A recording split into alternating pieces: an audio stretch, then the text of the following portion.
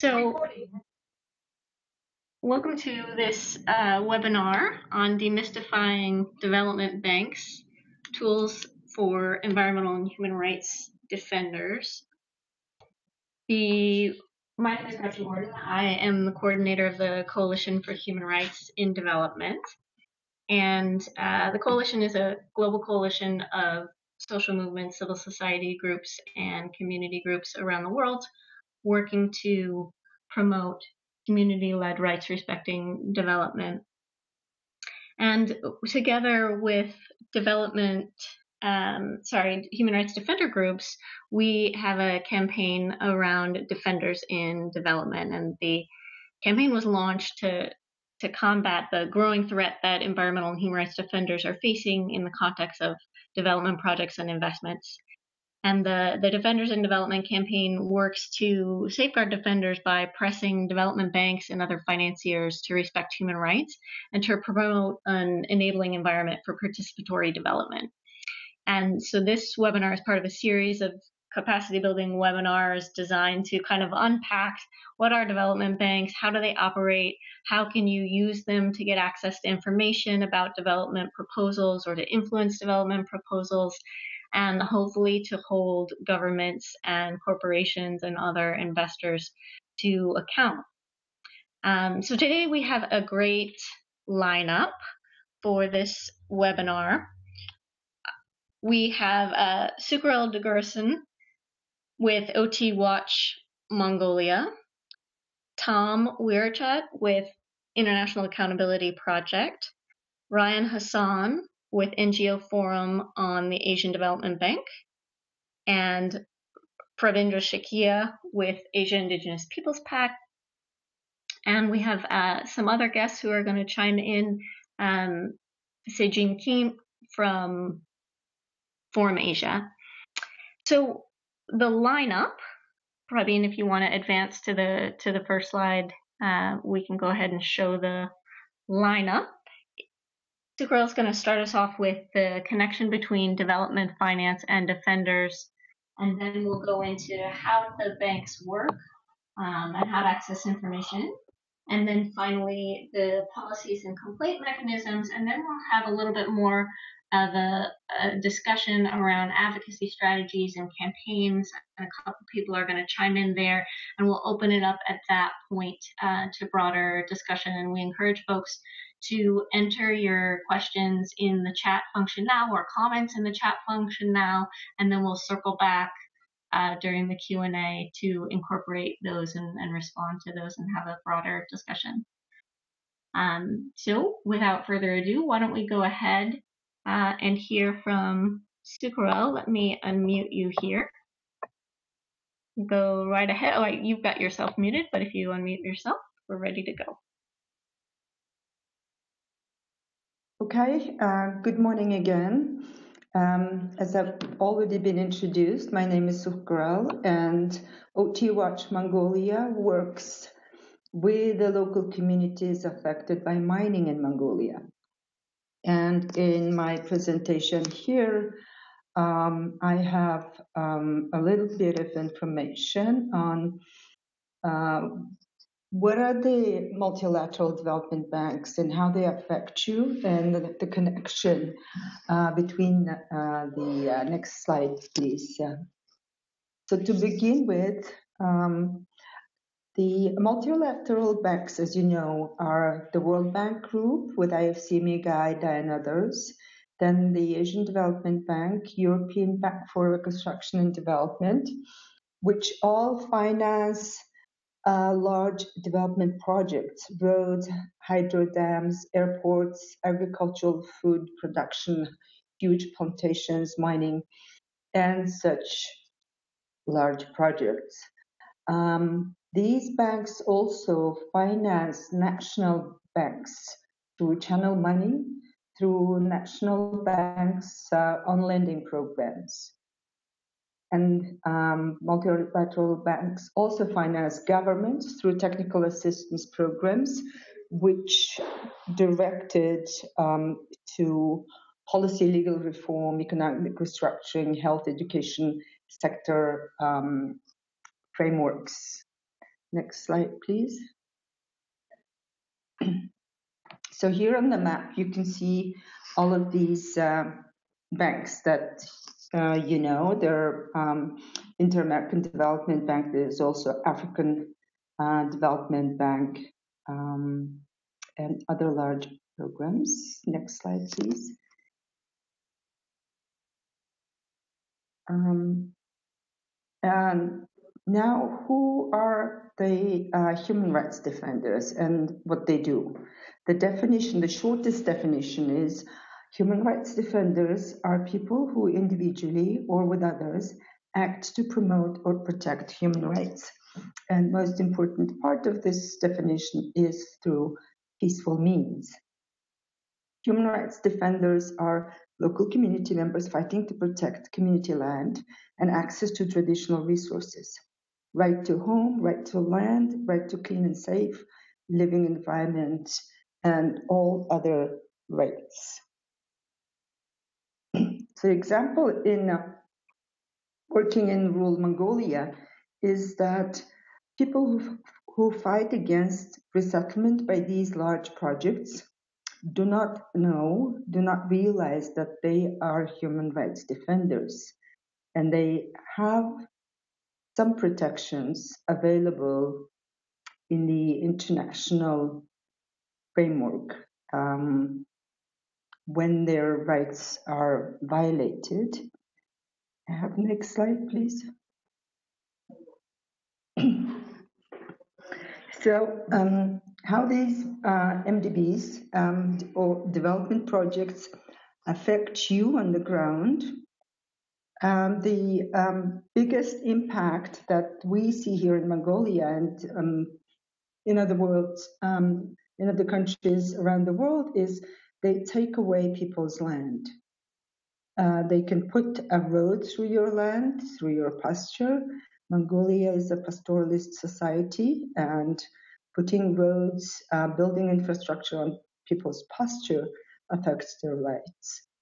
They reduce access to water, forest, and land resources. They contaminate your water, land, air, and forest. And they physically abuse local communities for not wanting to agree with resettlement or protesting against lost access to water, which is a big problem here in Mongolia, in the desert where most mines, large mines, are located. Next slide, please.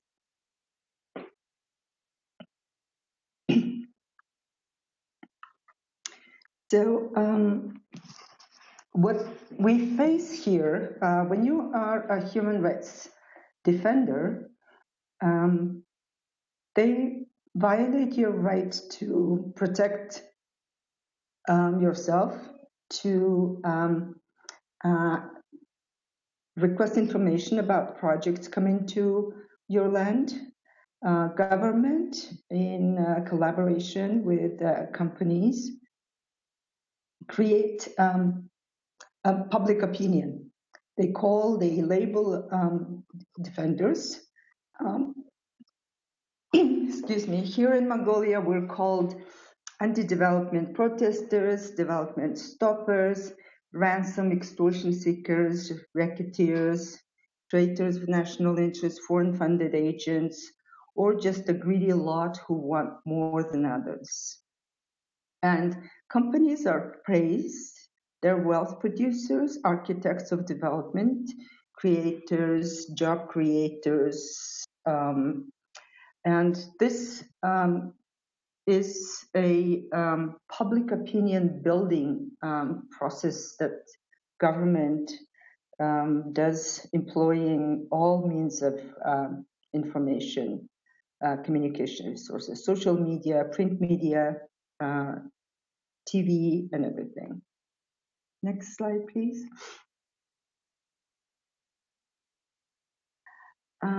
Types of retaliation. Human rights defenders face reputational damage. Just like just mentioned that we're being fined or called traitors, development stoppers. They also take such forms as accusations in, for example, theft of a company property, greedy demanders, foreign-funded agents, people fighting against a development project face job losses. When they are employed, especially local community members, when they are employed, they have no job description. So it's easy to fire them for not performing duties that have not been described or included in the duties. In Altay Hudur case, we had company file court claims on local public servants for informing ministry working group about negative impacts of an EBRD financed iron mine. Local police is used to go around households interrogating, or if a human rights defender was abused, there is no investigation. So the police is also on the side of large development projects, on the government, on the company side. And they're used to retaliate against human rights defenders. And we have a case of a international coordinator for our Rivers Without Boundaries coalition, who was deported from Mongolia. Seeking, and this is just for seeking information on a World Bank Group financed project. Next slide, please.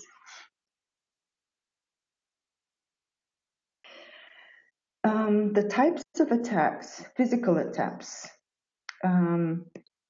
Complainant to an IFC was stabbed by a drunken person. Local community members' cars are stopped and searched by company security or local police. Company security seizing activists and journalists' phones, cameras, anything that they use to document violations. Mass media, social media attacks on people. In 2013, a Munkbayar, a fighter for river protection, was arrested. And the Prime Minister started the mass media attack on environmental human rights defenders. Mass media were told not to cover the case, and mass media were given information on how these environmental defenders are damaging development process in the country. There's paid media attack on criticism of development projects, especially if these projects are foreign or transnational company invested projects. In this year, we had attacks on Rivers Without Boundaries activists as foreign funded agents. And these attacks were all through central press. So these are the types of attacks, and human rights defenders don't always realize that they are being attacked and that they should do something about it. Okay, next slide, please. And here you have, okay, I am missing some information here. The top three white squares were supposed to show where we have the complaint mechanisms, the names of complaint mechanisms. In the World Bank Group, we have the inspection panel and service for redress. In EBRD, we have the project complaint mechanism, and in EFC, we have the compliance advisor ombudsman service, which I've used in the past. Next slide, please. And all of other banks have same mechanisms. I think my slides should go after all of the introductions into compliance mechanisms. I'm done for now. Great, thank you, Sukarel. So we're going to turn now to Tom with International Accountability Project to give a basic overview of banks and how they work and how to use them to access information about development projects. And Tom, let me unmute you here. Great, go on ahead. Thank you, Gretchen. Hi, everyone. I'm going to talk about the development finance in our regions and how to access information from them. Next slide, please. So I think you all aware of the types of development we're facing this day, and it's usually bring harms to communities. And given the shrinking space of the civil society in our regions, it's been pretty bad for communities and human rights defenders to defend their rights, and these developments are making it worse. So that's why we have to pay attention to people who are behind all of these problems. Next slide, please. But what are these development finance, right? I think Sukuro mentioned that they are national and international financial institutions that give money to the government and the private sectors, those companies. And for the investment that they think promote development. But we can argue like what development means for everybody. Next slide, please. But how they come into those development projects, those projects that Sukuro mentioned create problems. So these development finance institutions, they give different types of finance. If it's a loans, it means the money that they provide to the country or the private company that require the repayment with interest. If it's a grant, they provide the country that doesn't have to pay back. If it's an equity, it means they purchase the company shares. If it's a guarantees, it's a form of insurance for commercial or political risk. And then these go to the government and private sectors, the companies, and they come up with the projects or the program or the policies. So next slide, please. So let's look at who are investing in our regions. Sukuro touched a little bit on them, but these are their full names. No? You might be familiar with them already. The World Bank, the Asian Development Banks, the International Finance Corporation or IFC, who is the lending arms of the World Bank to the private company, and the Multilateral Investment Guarantee Agency or MICA. And we now have the newly formed institution called Asian Infrastructure Investment Bank, AIIB, led by China, and the familiar friends from Japan International Cooperation Agency or JICA and JBIC. So next slide, please. What do they have in common? First of all, these institutions public money funding. So if the national is with a national institution, they receive money from the state. Multilateral institution, they often receive a contribution from each of their member countries. So these countries joining this bank, and they also get some other fund from the wealthier, richer countries. And so much of this money come from the public or tax money. So that's why it's important for us to follow them. They can also raise money from other ways like selling bonds or charging interest from their loan. Who own this institution, right? Who make decisions? So these development finance are owned and governed by the governments who are member of them. And decision to approve the project, policy, and strategies also made by the representative of the government. And that's called the directors or the executive directors. And how they vote, the institution like the World Bank, the more contribution government give to them, the more voting power they get. It's not like equally one country, one vote. And they always say that they have public interest missions, right, to poverty alleviation, sustainable development, and so we use these that they are promoting to hold them accountable for the people. And these banks have the environment and social standards of the safeguards that apply to all of their investments. Every single money they contribute, they have to comply with these safeguards. And they also have the independent accountability mechanisms. Next slide, please. So Sukro mentioned some of them already. These are existing the existing mechanisms.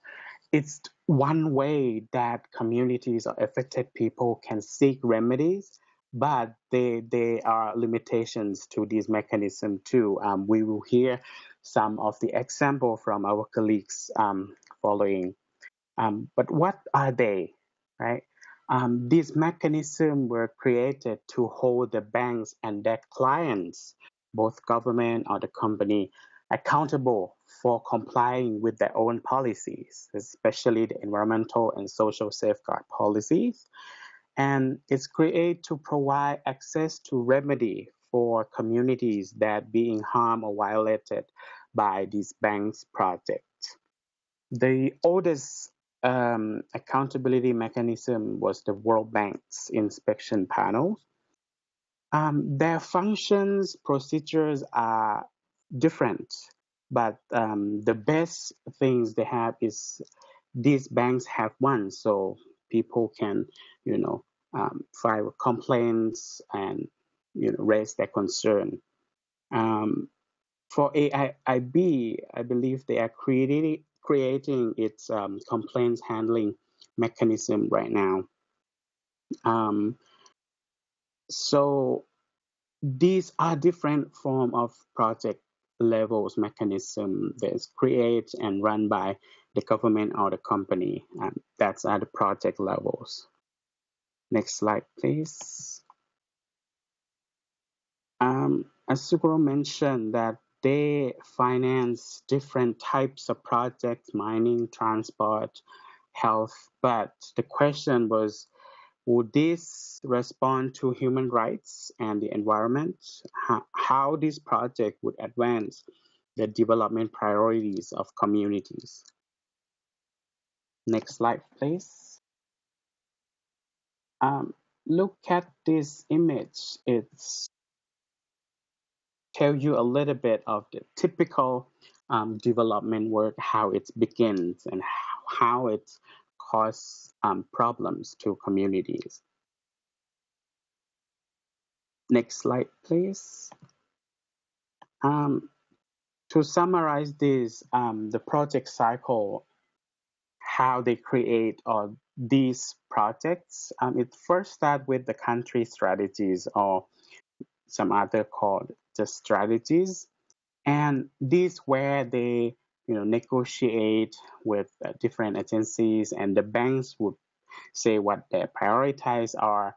And this process, they should consult with the civil society.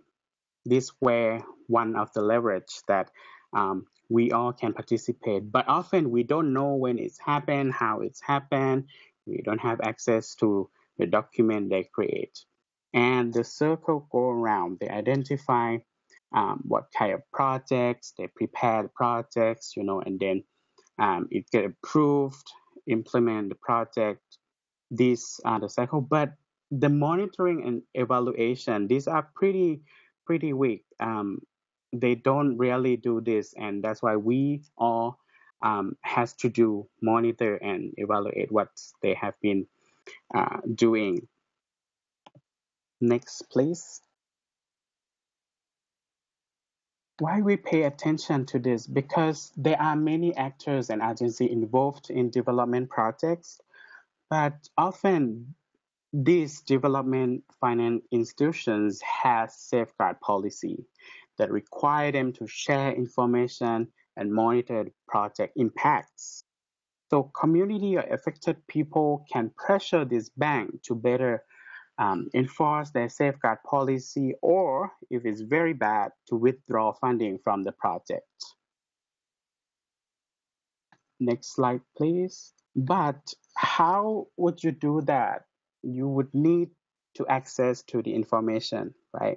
Um, each bank disclose information differently on their websites, but in principle, you should be able to find some key important information, such as who are the borrowers, what status of the project is, what are the risk rating, is it a very high risk, and how much money they're giving for this project, and other documents such as the environment and social impact assessment, the resettlement plan, and also the contact information, who you can contact if you have questions about specific project. Next slide, please.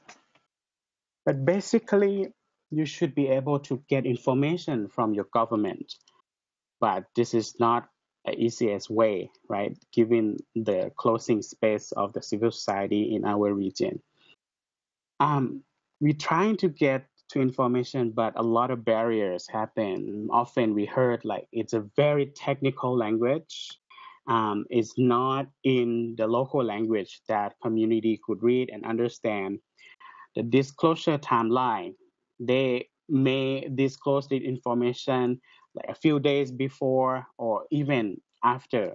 Or in the worst case, there's no information at all. They don't disclose the documents. And the most important question is where these informations are. If it's only on the website, how can the local community access to this information? So besides the government, you get information from the banks. So they require to disclose the information, but it's different timeline for each banks. So next slide, please. If you find information from the website, you have questions, you can file a request to get the information. For example, this Asian Development Banks project, in the project webpage, there is a link you can request to information. Then they will respond to you, but you have to provide your personal details, your full name, your organizations, your emails, and other things, which is there is no guarantee, there is no policy that they would keep it confidential. People can track you or not. So this is the risk that we have to be aware of. Next slide, please.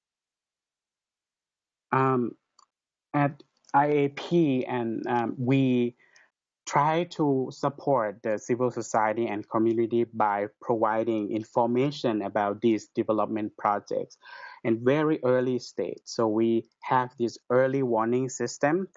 So to reinforce the community-led campaign by advancing access to information to inform communities and increase their advocacy, and also, to anticipate what human rights and environmental right violation may happen in each country. So we monitor these banks globally and in each countries, how they're gonna finance the projects and what can we do about it.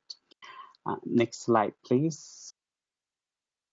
So for that information, we would be able to analyze, a kind of a trend. So this graphic shows the data of 13 countries in the last 12 months, from May 2016 to May 2017. And we saw that ADB is the biggest investment in the region, following the IFC, the World Bank, and the European Investment Bank. And the biggest sectors they're giving money to is transport and energy. Next slide, please. So at the early warning system, we work with the local and national NGOs to provide communities, affected people with information about this project that we monitor. So we would love to get your collaborations. Next slide, please. You can get in touch with us, and we all can work together to disseminate the information about the proposed project to local communities, and also analyze how the project would impact to the communities. So we have provided the website here. Please sign up, or if you have any questions, you can contact us. So thank you so much.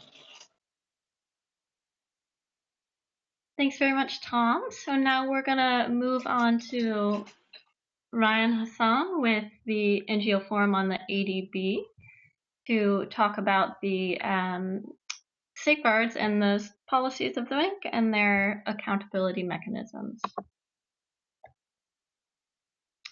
You'll have to unmute yourself, Ryan. Thanks, Gretchen. I hope everybody can hear me.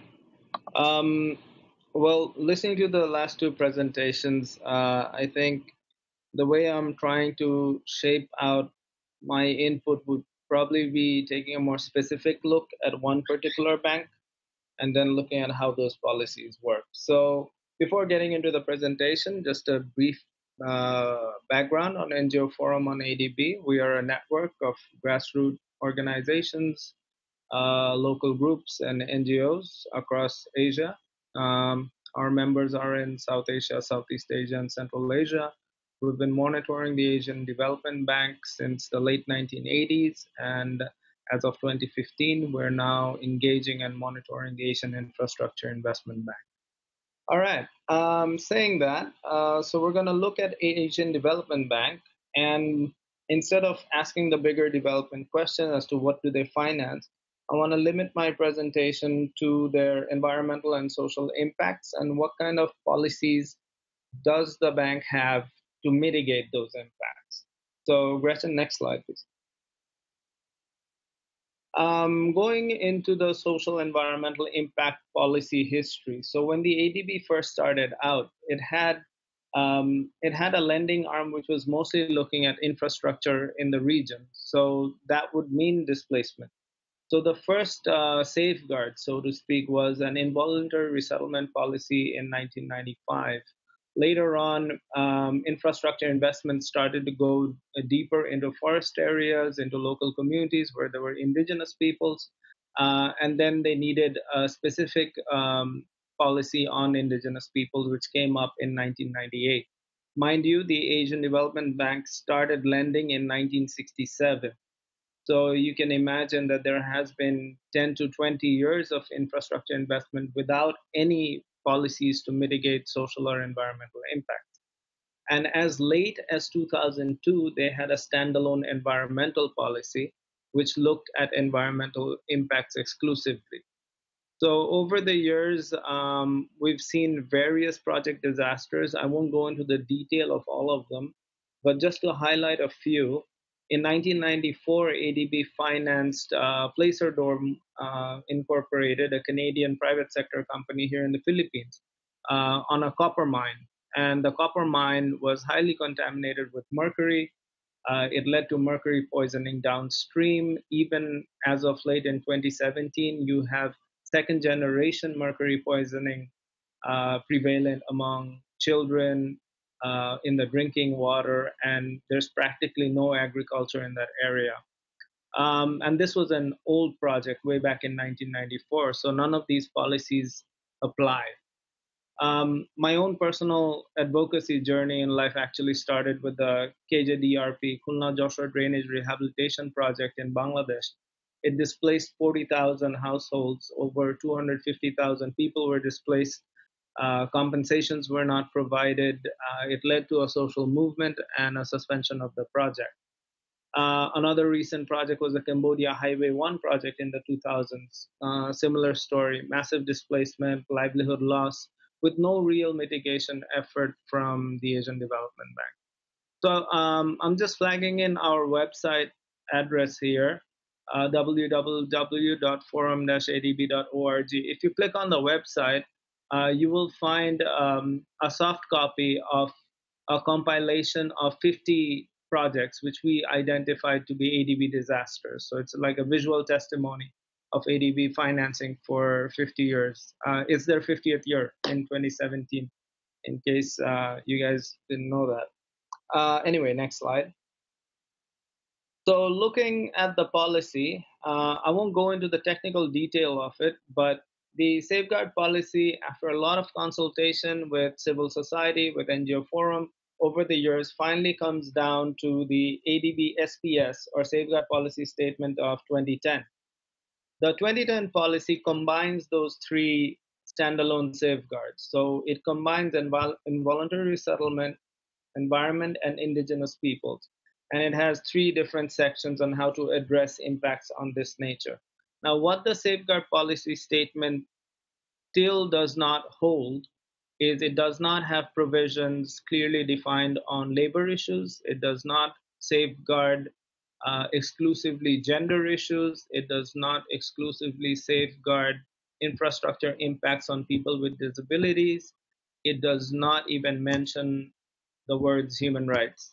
And I think that stands true for all ADB policies which exist. I don't think human rights is really even recognized as a term by the Asian Development Bank. Maybe the other speakers can chime in later on if this is true for the World Bank, IFC, EBRD, and other banks as well. The other thing which we're seeing is ADB is doing a lot of lending in fragile and conflict zones. There's been a lot of lending in that very sensitive border between Thailand and Myanmar. There has been lending in Afghanistan, in Pakistan, and there hasn't really been a standalone safeguard or any policy which carefully looks at fragile and conflict areas and infrastructure investment. Yeah, next slide, please. So the objective, and this is language from the actual text of the ADB safeguards, the objective is to protect the people and the environment from potential harm of an ADB project. Governments or private companies must adhere to these policies throughout the project preparation, implementation, and monitoring. So the safeguards policy statement is that binding document which holds all borrowers accountable to meeting their environmental and social safeguards commitments. It is something which I think civil society also looks at very carefully. Every time we talk about bank compliance and non-compliance, especially on environmental and social issues, you have to look at the ADB safeguards policy and see if they're meeting up to their commitment. So just to give you a very brief understanding on what it means to have a policy and how does the ADB machinery intend to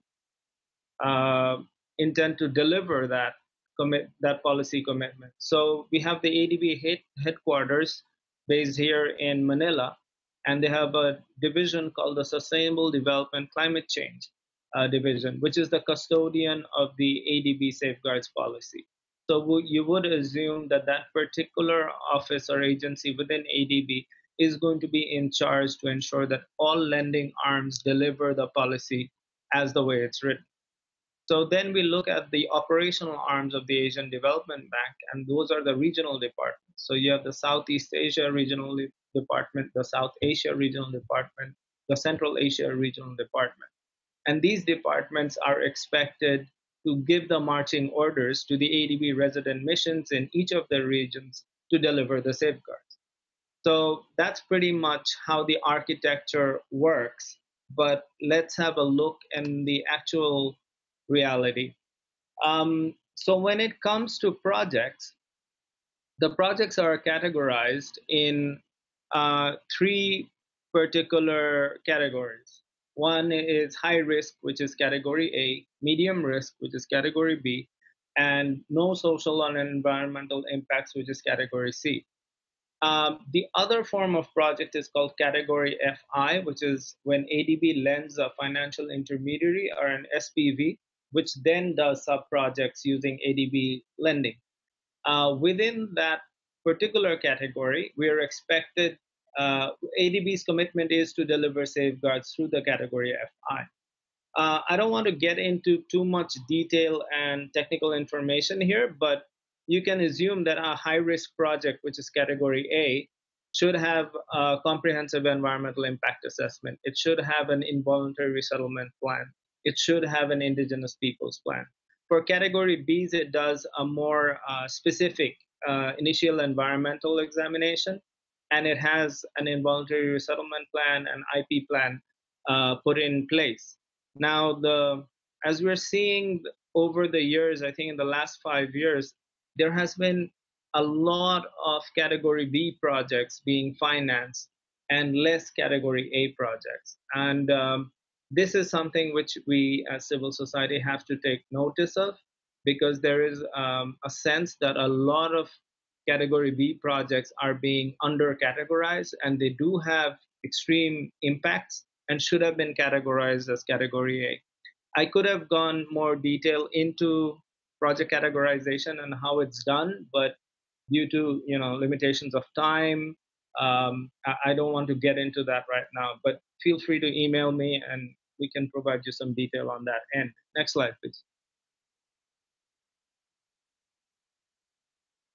So going back to the delivery of the safeguards. Now, I'm going to cite some reasons identified by ADB's own independent evaluation department. So they did a research study on looking at ADB safeguard delivery in 2014. They came out with the official report on November 2015. So this is what they found. The ADB has over 114 safeguard specialists, and they interviewed 85 of them. And most of the safeguard specialists said that they haven't really gone to the project site, to the field site, during an entire 12-month calendar year. Data of 85 interviews showed that the highest number of visits in a specific country was only one visit. And a field site could be considered as visiting the resident mission, not necessarily visiting the project site. So that should give you a sense on how seriously ADB takes its commitment on safeguards delivery when you don't have permanent staff going to the field site. So you might ask, then who delivers the safeguards? So the ADB business model on delivering safeguards is outsourcing it to consultant companies. And there has been questions on institutional memory of working through consultants, the expertise of consultants to handle this kind of issues. It has always been in question, and we've brought it to the bank many, many times on different projects. The other issue is there is no real guideline. When we ask the Asian Development Bank that how does the different agencies, the different resident missions, and the regional departments actually deliver safeguards, is there any particular structure, operational guideline to do so? We found varying answers. Like Southeast Asia, the regional department has safeguard specialists sitting in their front office. South Asia regional department decides to have safeguard specialists in resident mission offices. But there is no real chain of command as to how headquarters ensures that different safeguard specialists are meeting the requirements on monitoring, evaluation, reporting, so on and so forth. So that is something which we are still pushing for, because an institutional guideline or an operational manual is absolutely essential to ensure that ADB SPS gets delivered. The other issue is ADB is lending to a lot of governments in the region who are not really ensuring democratic space. So if you have lending happening in countries like Cambodia or Laos, where the government is super tight and overbearing, there's hardly any space for local civil society to ensure safeguards delivery and monitoring, which basically means you are going to get massive impacts on environment, massive impacts on communities, with nobody to take their voices and carry it through because of the way the regime is. So that's something which is also uh, a very important issue in speaking in terms of ADB's lending and safeguards commitments. Because if you're going to choose particular governments which are like that, there is no way SPS is going to get delivered. The last issue which I want to raise on delivery is financial intermediaries, and when private sector companies are taking ADB financing, and how do they deliver safeguards? This is a complex area. I think generally when we think about multilateral development banks, we think about public financing, but there's a growing trend, especially in the ADB, that money is moving towards more private sector investment. And the private sector is protected by corporate law, by corporate contracts, and will not disclose information as readily public institutions will. So the ADB process is private companies, you guys deliver your own safeguards, just send us a report. So that means ADB's responsibility on ensuring safeguards delivery of private companies end with handing out a checklist to the company to fill out on environmental and social. The problem is private sector companies don't even fill out the checklist and report it back to the bank in time. And there has been studies by IED which showed that 40 private sector projects had 19 safeguards issues, category A and B, and none of them submitted their safeguards delivery reports to the ADB to publish in the website. So the jury is still out there. Do private companies which take IFI financing, named the ADB, actually deliver safeguards on the ground or not? Next slide. Next slide. Thank you. When things go wrong, safeguards don't get delivered. As Tom mentioned previously, that there are many IFIs have grievance mechanisms. I think Sukarel also touched upon this topic. I'll just briefly walk you through the Asian Development Bank accountability mechanism. So the accountability mechanism is supposed to provide remedy when harm is done. That's what it's for. So the Asian Development Bank has two arms to do this. They have a compliance review function and they have a problem solving function. So let's talk about the problem solving function first. This is day-to-day project impact issue. Maybe somebody has been resettled. Maybe that person has not been compensated, even though there is a compensation plan in place. So the grieved or affected person can contact ADB through the problem solving function and help negotiate with the project developer, with the government agency, and ensure that that particular problem is resolved. Now, the problem solving function is basically a negotiation between different stakeholders. So you've got affected community, NGOs can play a part in the problem solving, the borrower, it could be the government or the private company, and of course, ADB officials, they sort of facilitate the entire discussion. The problem with this particular method of getting remedy is the problem solving function at the ADB is not independent of management. It is under the eyes of the presidency of the ADB, and it's very much in touch with the different departments who are engaging in that project hands-on. The good thing is they know exactly what's going on in the project. The bad thing is they generally tend to take ADB management side when negotiations come in.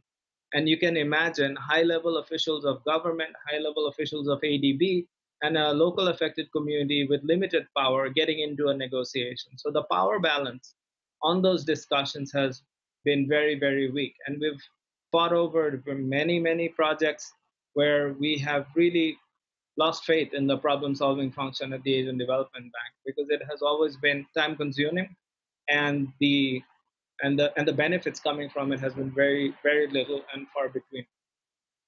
which brings us to the more rigorous accountability mechanism function, which is the compliance function.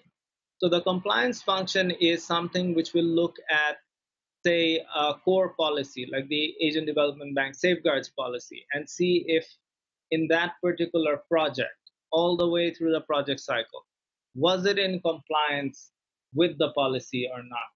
So that's where you see not only an impact and remedy question, but the overall strategic implementation of the project. And did they cross all the T's? Did they dot all the I's? Did they do the EIAs? Was it done on time? All these questions are explored. So, in our minds as civil society, we generally think the compliance function is more rigorous. There are field side investigations, there is multi-stakeholder consultations, and most importantly, it's independent of management. In other words, the compliance review panel, the ones who do the investigation, will only report to the Asian Development Bank Board of Directors. So once the board realizes that there has been serious non-compliance issues, the board can pick up the phone and ask management to bring the project back into compliance. So that's generally how these two different functions work. Um, I know we're limited on time, but these are not perfect systems. Uh, that needs to be said out loud. There is a lot of time and a lot of discussions which goes on behind closed doors to ensure that both these functions and both these systems go accordingly to plan. And civil society has to constantly engage with it. Next slide, please.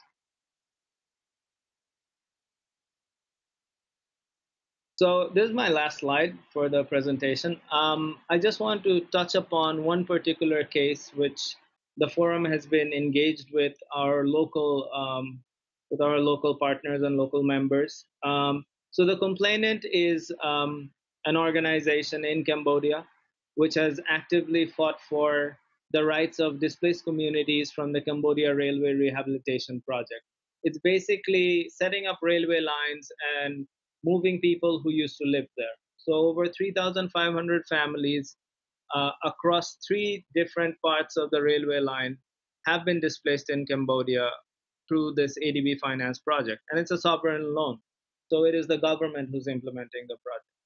The question was always about compensation. The question was always about resettlement. It was moving these people and getting them a better place to stay. They were not given the best possible place to stay. There were three possible sites of resettlement. ADB chose the resettlement site which was the most farthest from the actual place of where they were getting resettled. The reason why that particular site was chosen is because the land was cheaper than the other two resettlement sites. So there has been questions at the very beginning on the commitment of how resettlement will be dealt with. The second issue was the issue of compensation. In this case, the Cambodian government agency, IRC, did a distribution management survey on how each household will be compensated. Complainants on the ground, members of NGO Forum, and local communities argued the findings of the DMS survey because there has been many errors and flaws on how particular households were calculated for compensation. So this led to a complaint filing as late as 2009 as an official complaint. In 2008, it went into problem solving. And it was 1 year of problem solving function, which didn't lead to any results. So that was 1 year completely wasted. Once it went to the compliance review function in 2008, the complaint was found eligible and the investigations followed through. We've been fighting this project now since 2017. I think CRP, or compliance review function, is supposed to be in Cambodia right now, doing the third monitoring progress of where this complaint stands and how remedy is being met. So just to go over it in quick summary, it was a 1 year in the problem solving process. It has been over 8 years in the compliance review functioning process. 3,500 families have been displaced. in the new resettlement site, 2 young children drowned looking for water because they couldn't find access to fresh water. 3 people were recently murdered, and this was for local skirmishes because the area is so far removed from Phnom Penh that it is open to all kinds of people walking into the resettlement site. And the question of security of these people who have been resettled has been brooding over this entire project. Compensation has still not been dispersed completely to all the families. There are still families who are living 30 square meters away from the resettlement site who have not received compensation, and it's still being calculated. Um, there's constant coercion from government, especially the last couple of years. The Cambodian government has really cracked down on civil society. Even the complainant organization has been listed as Sukarel was pointing out, like either they're busybodies or they're anti-state or they're foreign agents. So there's that constant threat over those who want to help these people as well. The other issue is because the people were moved so far away, all their jobs and livelihoods which they had set up are near the original railway line. And every time they had to go back from the new resettlement site to go back to those jobs. And eventually the cost of transport went high. Because there was no livelihood secured in these resettlement sites, they ended up borrowing money from local moneylenders. And because it's been 8 years, the amount of debt which these people have incurred in the resettlement site is just super high. ADB tried a solution, I think 2 years ago, through a NGO called Vision Fund, but that was a failed project as well. So these people are still in debt, and there hasn't really been a genuine, sincere effort to help them out. In a nutshell, does the accountability mechanism process work? Yes, it does work, but it is laborious. It requires a lot of energy. I think for the Cambodia case, over $100,000 was spent by civil society just to make sure voices were heard in headquarters and flying and going back. But is it fast enough? Does it meet the remedy as when it's happening? The answer is no. Do the safeguards get delivered in time or delivered at all? The answer is still no. And for NGO Forum on ADB's point of view, I think we need more groups all across the region monitoring large-scale infrastructure more closely. So I'll stop there. Thank you. Thanks, Ren.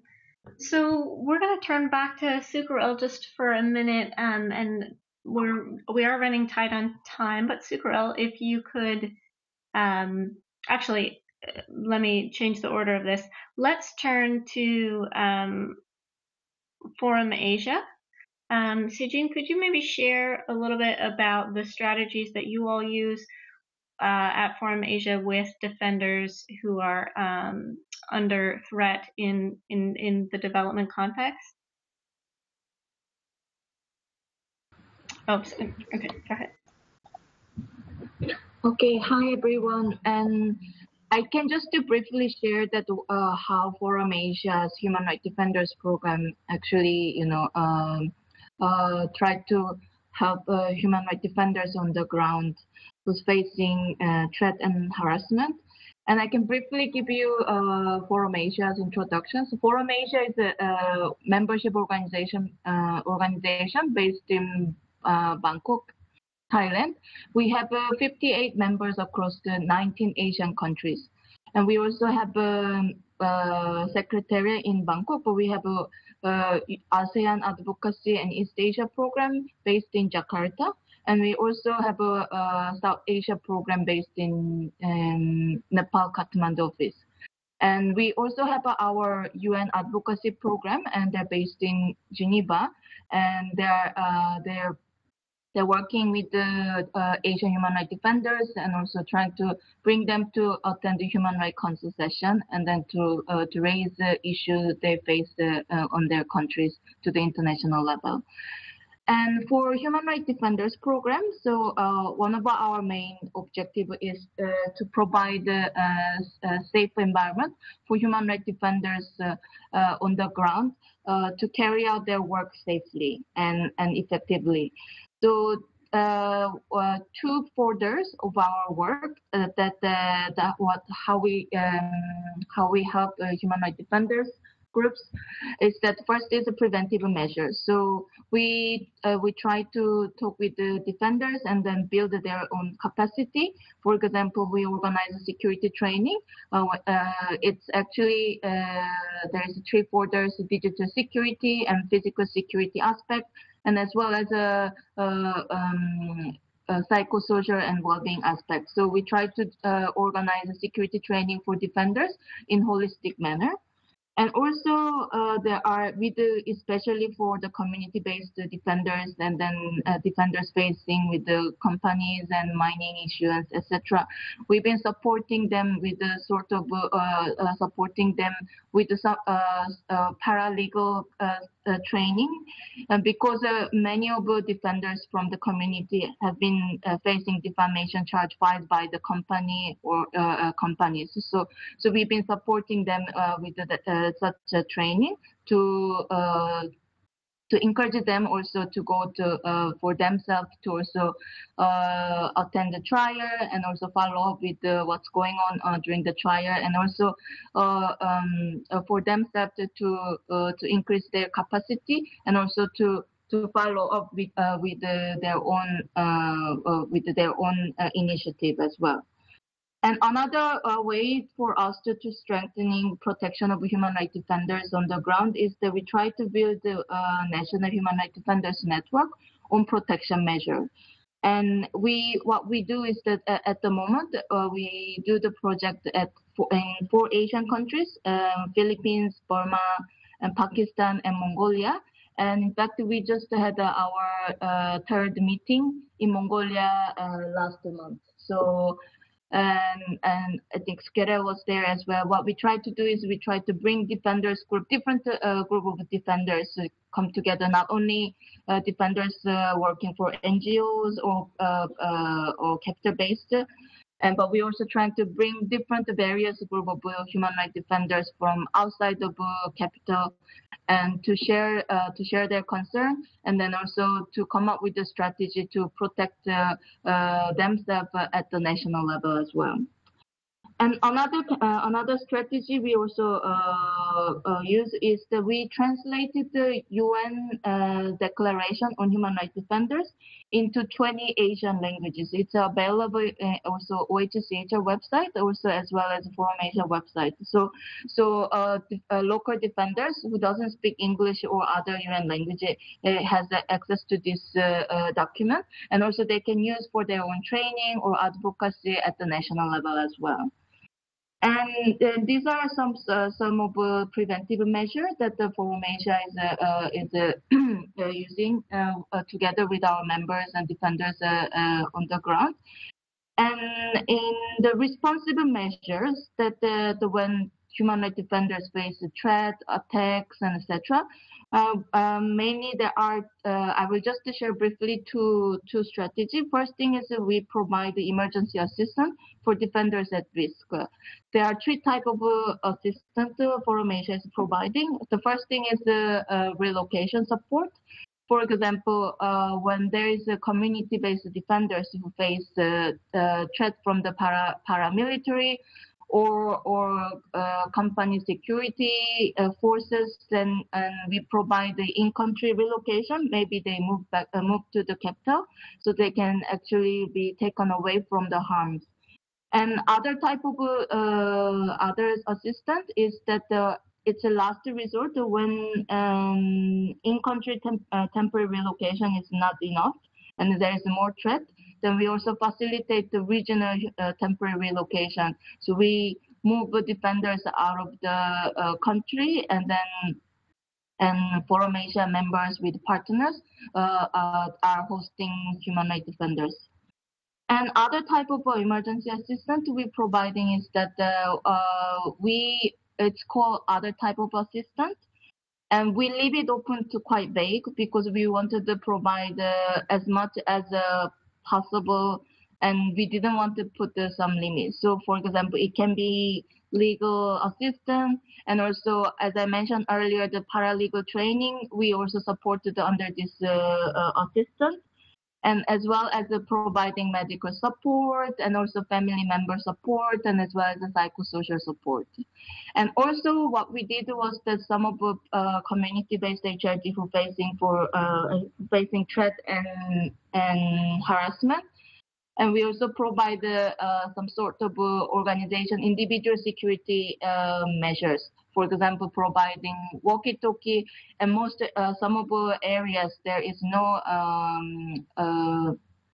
mobile phone connection, so we provide a walkie-talkie so they can also constantly talk to each other within the community.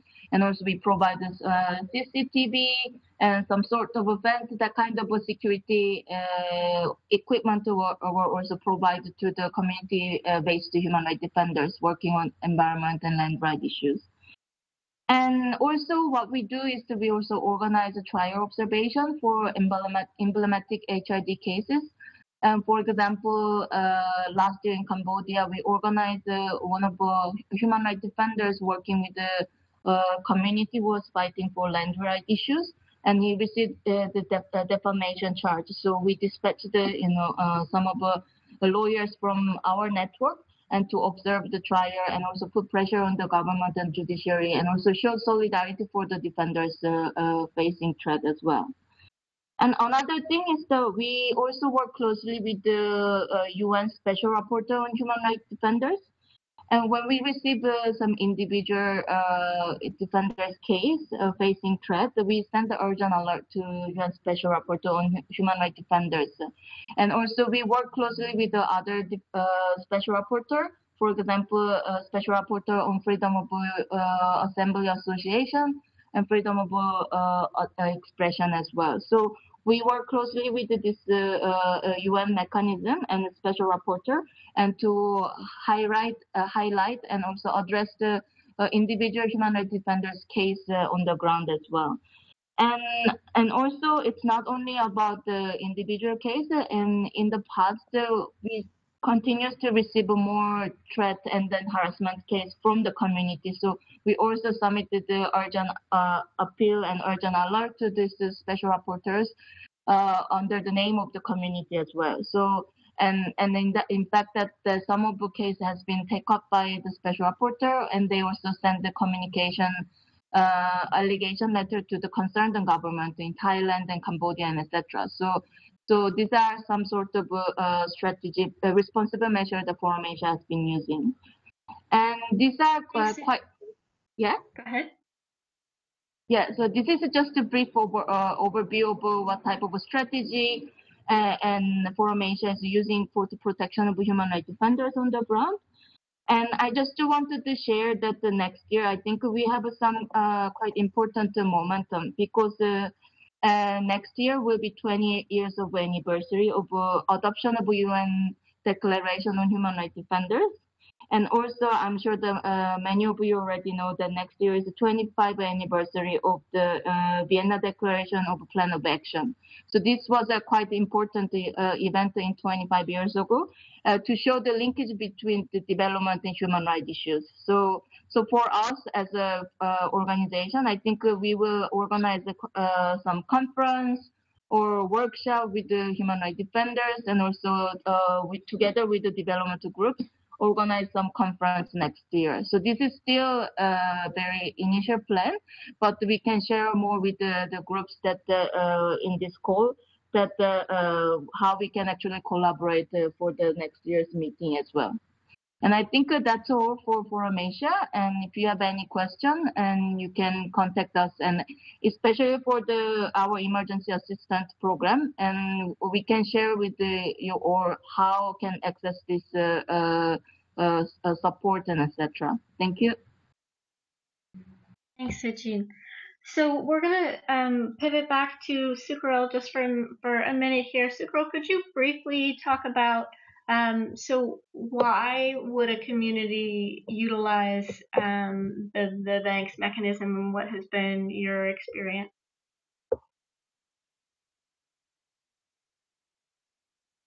Covered the types of things, why the community would, and the types of cases based on the ADB safeguards policies. What I would like to just flag out is that, for example, in Mongolia, the judiciary is not independent.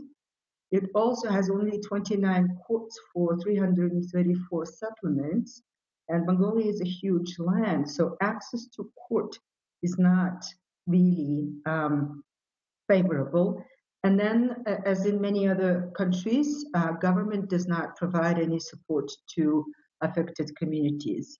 I was going to talk about 4 cases, but I will leave out the 3 and just talk about one case that I think has is a little different. It's our complaint to World Bank Inspection Panel, and it is a complaint that preempted harm.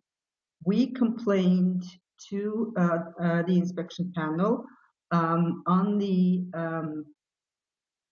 process of developing the hydro dam projects. The actual complaint on substandard terms of reference, substandard environmental and social impact assessment plans. And after almost a year of discussions, 2 years, World Bank first received the complaint, found it eligible, but because there was no harm on the ground, they had recommended that they will postpone the decision whether they investigate or not for 1 year and see if the project will improve the standards of developing all of the terms of references, technical feasibility studies. And because the project was about transboundary impact on Russia, we had complainants on both sides. And first time in our Mongolia case, we had a World Bank project carry out consultations in 11 sites in Russia and 22 sites in Mongolia, where people will be affected by these potential projects. And just a week ago, we found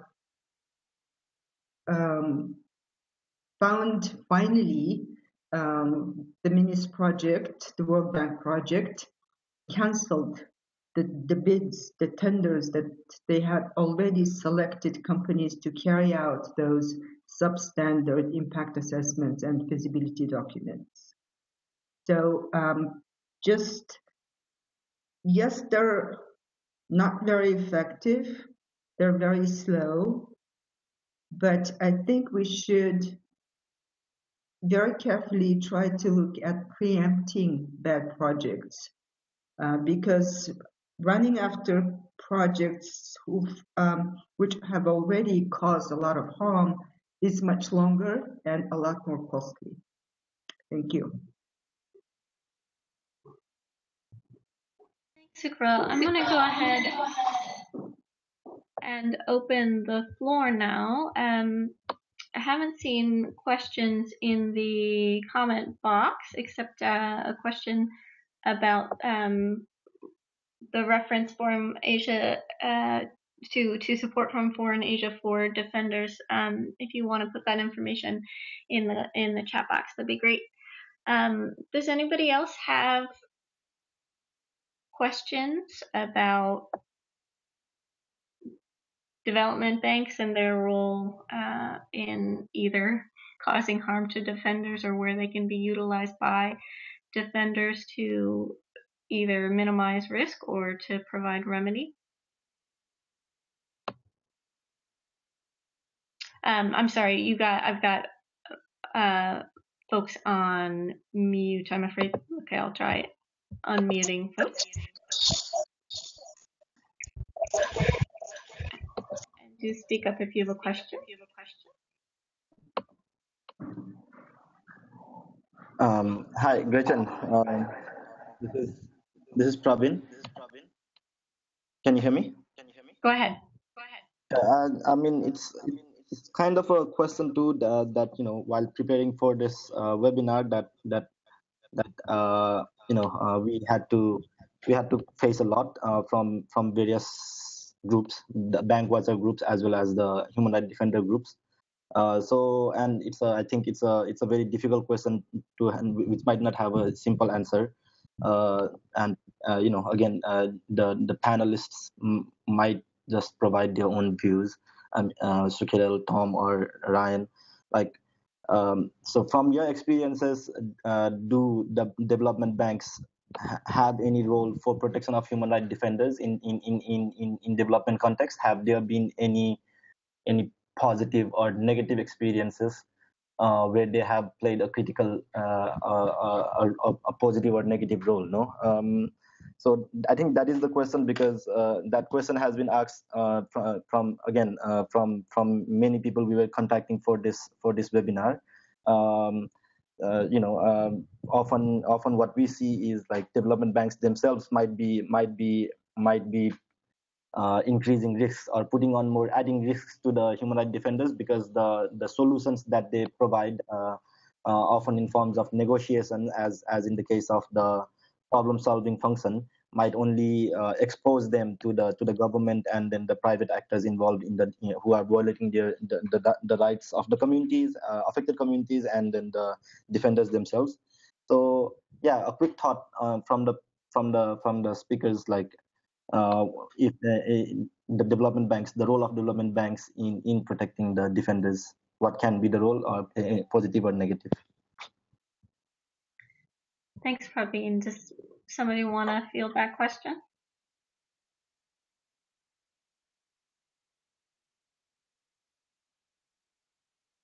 I can jump in, Gretchen, if that's all right. Go ahead. Well, it is always going to be a question of balance of power. And if we're looking at multilateral development banks and their role in the entire project cycle, their question is about finance and financial risk. That's what matters to them first. In the process that financial risk is going to be threatened because of situations on the ground, be it human rights violations or environmental disasters, that's when the bank really wakes up and takes notice. Unfortunately, that means something really horrible has to happen before an ADB or an AIIB will respond, and I think that has been how these policies and whatever mitigation measures have evolved over the years. So in terms of specific tools which the bank is going to provide for human rights defenders, I wouldn't be too optimistic. But in saying that there are situations on the ground where people's rights are being violated, may prove to be a financial risk for which the bank might step in order to maybe protect their PR, maybe to protect their financial risk. They might step in and provide measures or solutions. So that's where I am. Sukhil, did you want to respond? Yeah, in our case, I don't think any of the players here in Mongolia, IFC or inspection panel, don't recognize the term human rights defender or human rights. Just in a recent discussion with the World Bank representative about their programs in Mongolia, that they're not human rights sensitive. He had said that we cannot expect the World Bank to implement UN human rights conventions. So they have a very different view and understanding of, human rights and who is responsible and whether they should be doing anything about it. In the cases where people were stabbed or were fired, they just ignored. They just never commented or never offered to discuss, even when informed about these things. So No expectation for human rights defenders, any recognition that they should be protected by projects financed by the banks. Thanks, Sukarel. I would say that we have seen some examples where the banks have responded at political levels when people have been either detained or tortured or subjected to crackdowns on or repression of protests. We have seen some limited examples where bank management has spoken out about or against those situations. In one case, securing the release of someone who was detained for criticizing a project. And so I think that's one area where we don't see enough action by the banks at all. But there is some potential there, and it's something that we can press them to do more of. And then another area I think which is useful is when Sukarel referenced this, the preventative measures, when the banks have higher standards and when they do implement their standards and they find that the company or the government is not complying with the standards, and they'll pull out their resources or they'll take other measures that can change the shape of the development project and prevent harm that way. So we saw a recent case in Bangladesh where a port project was coming forward, and there was some real concern that if that went through, there would be a lot of conflict, and that could raise in that area, that could raise some serious threats to defenders. And there was a campaign about the lack of consultation of indigenous peoples, and then as a result, the World Bank, as a result of that and other project problems, pulled their funding. And so that can have an influence on what development looks like on the ground. I see a comment here from a question from Sejin asking about ADB's compliance mechanisms. Ryan mentioned that they're not fast enough, but when we use non-judiciary measures, we expect it's faster than a court or a judicial system. How long does the compliance mechanism usually take? And we'd like to know more about the categorization of project. Is this done by ADB in terms of the risk category?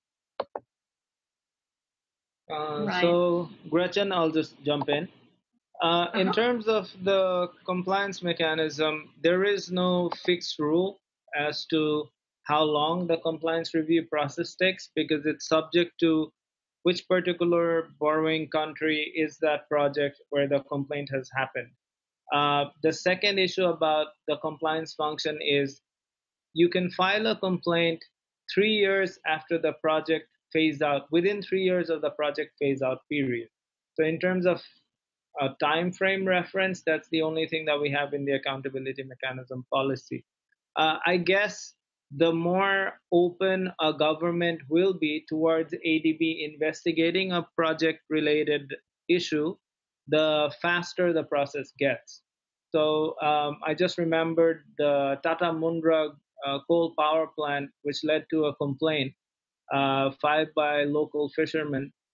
When they filed a complaint, the ADB compliance review investigation team didn't get a visa to go to India and investigate, and they were delayed by 6 months. So that should give you a sense of how difficult it is sometimes to get investigations done in time and get finally reports and findings out so that remedial actions can be set. Hope that answers your question on the CRP. The second issue is on categorization. In the ADB end, before even the project starts, there is a technical assistance phase which kind of scopes out the possible investment of a project. So they call it the TA phase, where a consultant goes and scopes out and does project surveys and consultations and comes up with a report called IPSA, or Initial Poverty Social Assessment Report. This is the first report which looks at the social and environmental situation before the project is even pitched to the board. And it's in the IPSA document where the TA consultant first categorizes or proposes a category for the project based on the assessment. It could be category A, high risk, category B, so on and so forth. Once the IPSA document goes into management, then the department which I was talking about earlier at headquarters, which is the custodian of the policy, Sustainable Development Climate Change Department, they go over that IPSA report very carefully, and then they pass on, or either they're going to agree to that categorization proposed by the consultant, or they're going to up the category or down the category. But then they're going to pass it on to a particular staffer, and it's a chief compliance officer, and that's the main position within ADB which categorizes all projects. So the chief compliance officer looks at the IPSA report, looks at the SDCC report, and then finally categorizes it as A or B. And then after that category is set, it's sent to the president pitches it to the board, and then the project gets it.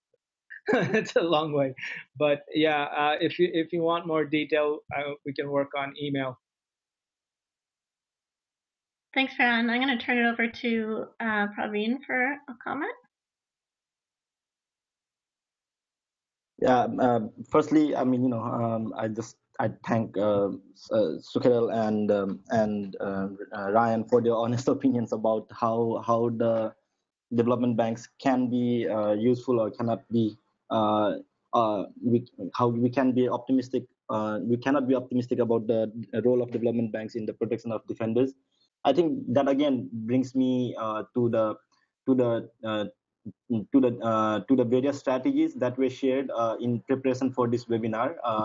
For example, in relation to Japanese financing, no, through JICA, Japan International Cooperation Agency, or JBIC. We were supposed to have one of the participants or speakers on this webinar, but unfortunately he could not make it. What they had even tried was petitioning the Japanese parliament, as well as and inviting them for monitoring visits for these JICA funded projects in Myanmar, and I think in Myanmar. So I think, and also at the same time, petitioning the Japanese government and putting pressure through Japanese public using the Japanese media. So I think what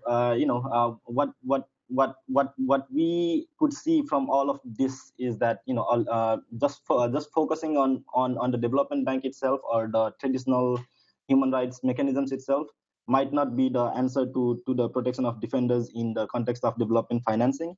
We will definitely have to use a combination of strategies from the UN mechanisms that the human rights defenders group have been using, as well as the accountability mechanisms of the development banks, as well as plus these pressure tactics on the banks or on the banks itself through public, as well as through their governance mechanisms in the countries, because of course this is public money, no. Even so, and also ERI I think could not join. Some points from ERI Outsides International, particularly in relation to Thai investment, because the context of Asia is also that countries are developing countries or developed countries, higher income countries are investing in lower income countries through their own export-import banks. So Thai, in the context of Thai investments in Myanmar and Cambodia, some of the strategies, one strategy that has also been used is to reach out to the National Human Rights Commission of Thailand and push for their recommendations regarding extraterritorial obligations of the companies or the government agencies involved in these Thai investments abroad. No. So yeah, again, that is to say that multiple strategies might have to be used in relation to protection of environmental defenders environmental and human rights defenders in Asia in the context of development financing. Just two more points from the experiences of AIPP, Asia Indigenous Peoples Pact itself, is in relation to what Sejin was saying earlier about the protection and protection of human, the strategies to protect and prevent risks on human rights defenders. So AIPP again, being an indigenous peoples organization, regional indigenous peoples organization, also works through indigenous human rights defenders, and we have a network of indigenous human rights defenders, which in itself, the network in itself provides some solidarity and platform for indigenous human rights defenders who, as we all know, face higher risks than other human rights defenders, as shown in different reports. So for the network, through the network, what we have also done is not just protecting and preventing in terms of emergency facilities or security trainings, but also provide support for revealing the violations, human rights violations that they are engaged in, before there is any significant level of risk. As at the same time, if there has been risk, and not just on the human rights defender but also on the communities, then also redressing for the communities. So the strategy has been expanded from protecting and preventing to also revealing and redressing. At the same time, the one good example that one positive example, a positive experience that we've had is with the use of the EU guidelines for human rights defenders, that we tried to that we used to try to put pressure on the Cambodian government by writing to the EU delegation in Cambodia in the context of this indigenous leader and other 3 human rights activists being arbitrarily detained and serving long pre-trial detentions in the context of a dam project being financed by Chinese investment. Sino Hydro was building this dam in Kokong province in China.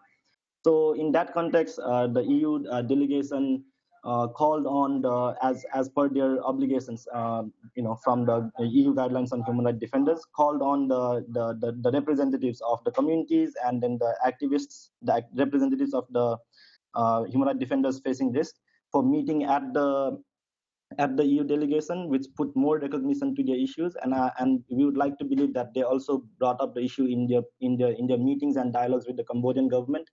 And as a result, the Cambodian government, though the Cambodian court, though convicted these 4 human rights defenders of being guilty, but at least suspended some of their sentences, prison sentences.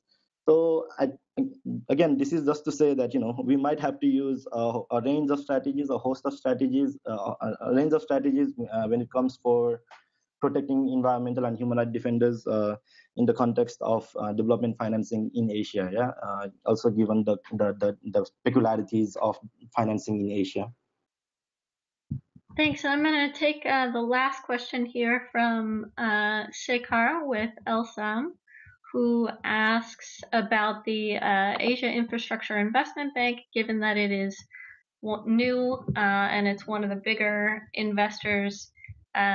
Question is, what is the strategy to deal with the AIIB? Also given a pilot project in Indonesia. Does somebody want to take that one?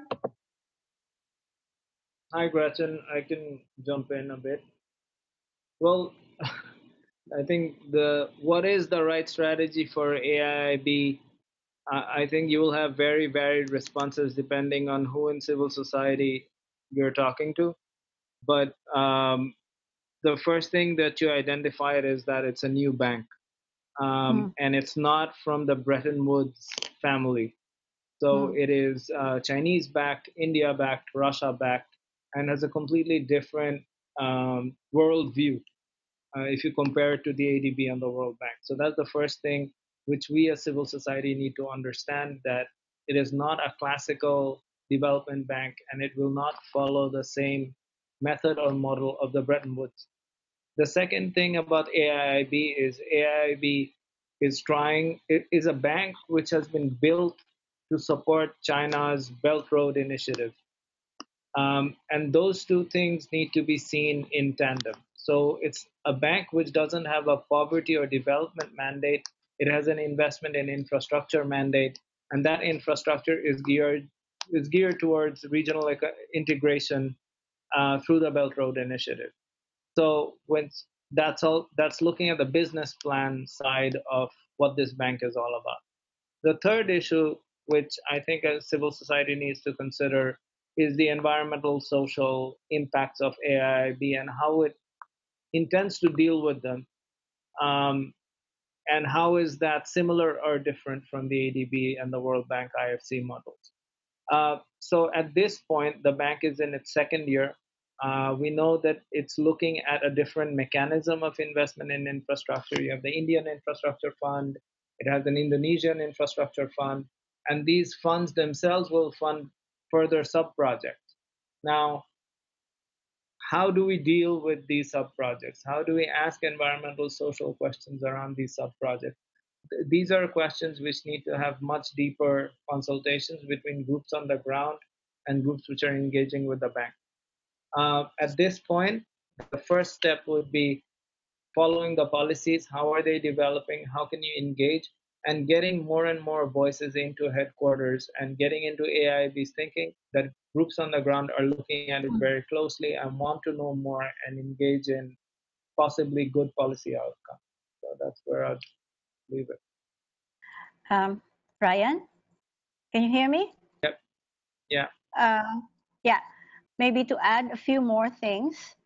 One of the things that AIIB keeps saying is that it's not a Chinese bank, but you know that the biggest contributor there is China.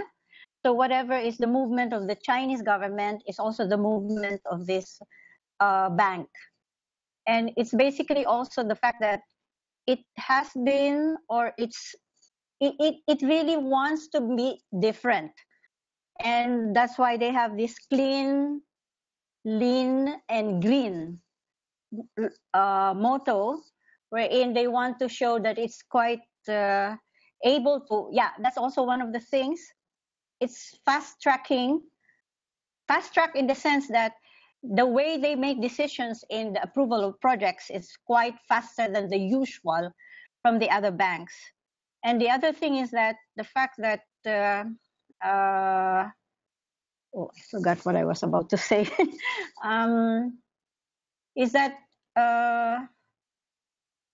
since it wants to be different, then it wants to be able to show in terms of its policies that it's quite different, but at the same time able to put in something that they really want to work on.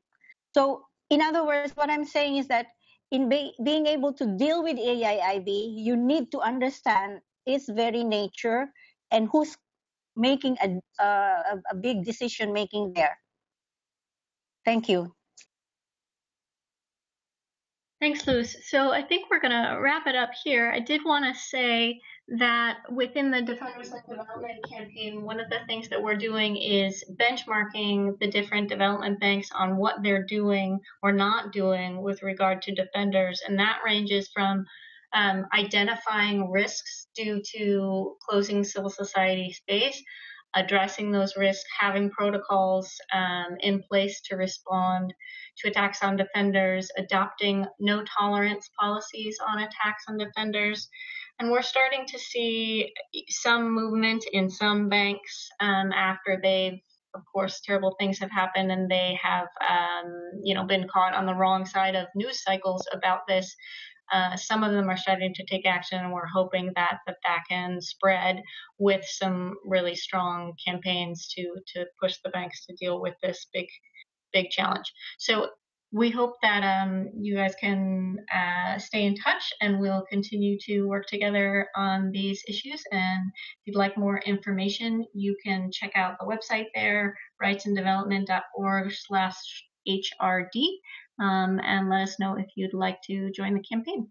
Thanks so much for all the speakers and for all the good comments and questions. and I look forward to working with everyone in the future. All right, take care.